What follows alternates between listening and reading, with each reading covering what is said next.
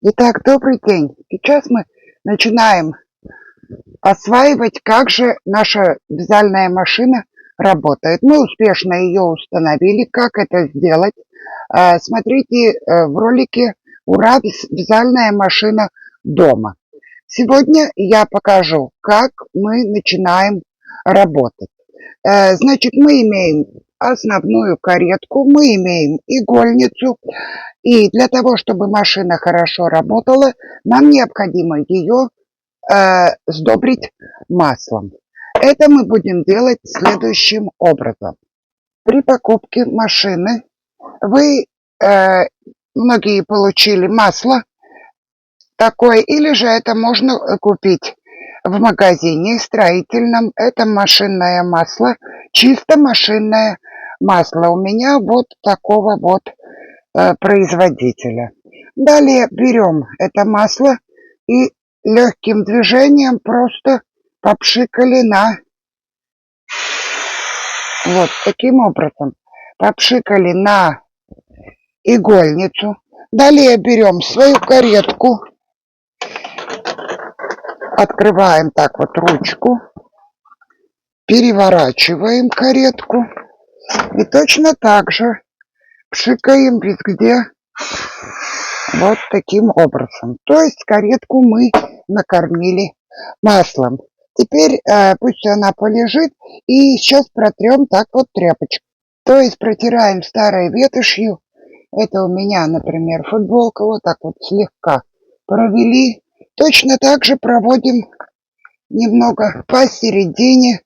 И вот по этому месту, тут где эти. И далее ставим каретку на машину. Перевернули.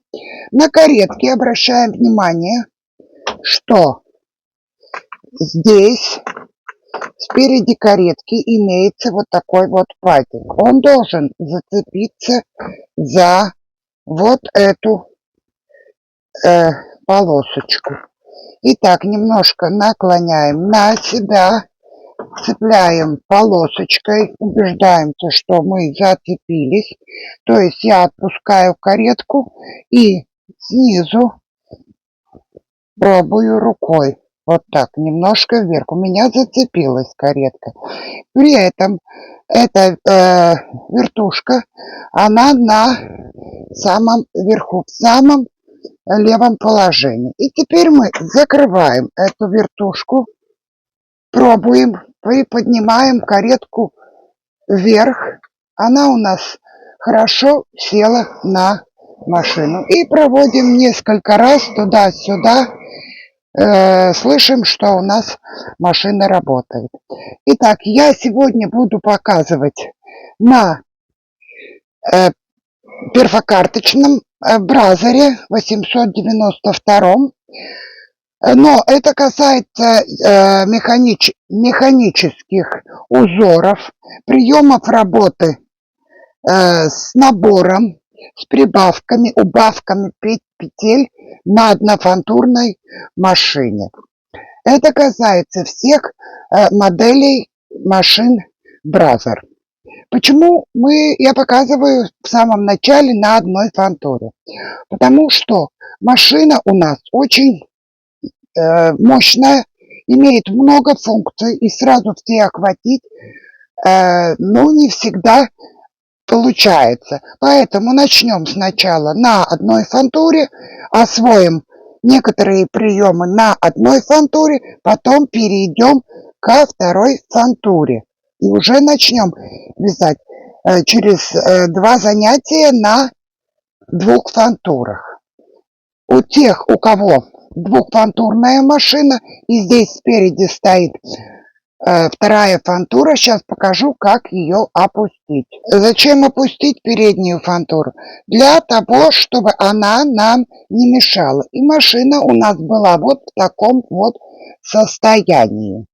На машине с обоих сторон передней игольницы находятся вот такие вот лапки. И 2 руками одновременно с каждой стороны берем, поддерживаем пальчиками и нажимаем 1 раз и 2 раз. У нас фантура опустилась. И теперь нам будет удобно работать на одной фантуре. Далее нам необходимо заправить нашу нитку в наш нитевод. Вот наш нитевод. Для этого мы берем кончик нитки, продеваем его сюда. Далее прокладываем между вот этих тарелочек. Здесь аккуратно надо потянуть на себя, и мы видим, что здесь есть такой штырек, и нитка должна лечь под этот штырек. Вот. Настройка нитеводителя. Вначале мы ставим, здесь есть регулировка, вот это. Здесь есть метка на металлической части.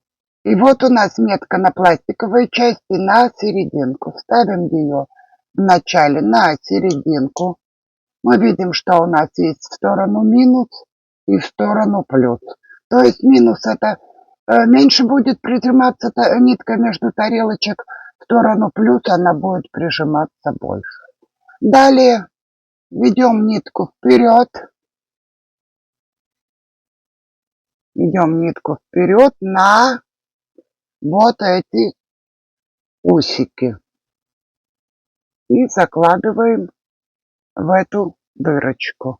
То есть провели по прямой через эту дырочку. И далее уже этот конец. Далее мы продеваем вот этот вот конец в это ушко. Наша нитка заправлена. И потом, чтобы нитка не убежала, мы заправляем ее конец вот в этот держатель. Все, нитки у нас подготовлены. Итак, далее мы можем приступать уже к организации своего рабочего места. Для этого нам необходимо выложить нам на сегодня необходимые инструменты. Это будет такая вот однофантурная гребенка. У меня есть маленькая, обычно имеются вот такие, где-то на 45 игл, и длинные на всю игольницу. То есть это гребенка вот с маленькими такими зацепками. Далее открываем свой ящик, у кого отдельный ящик. Вынимаем линеечку 1,1, у кого ставим сюда, чтобы было удобно. Вынимаем декер 3,1. Это самый удобный декер.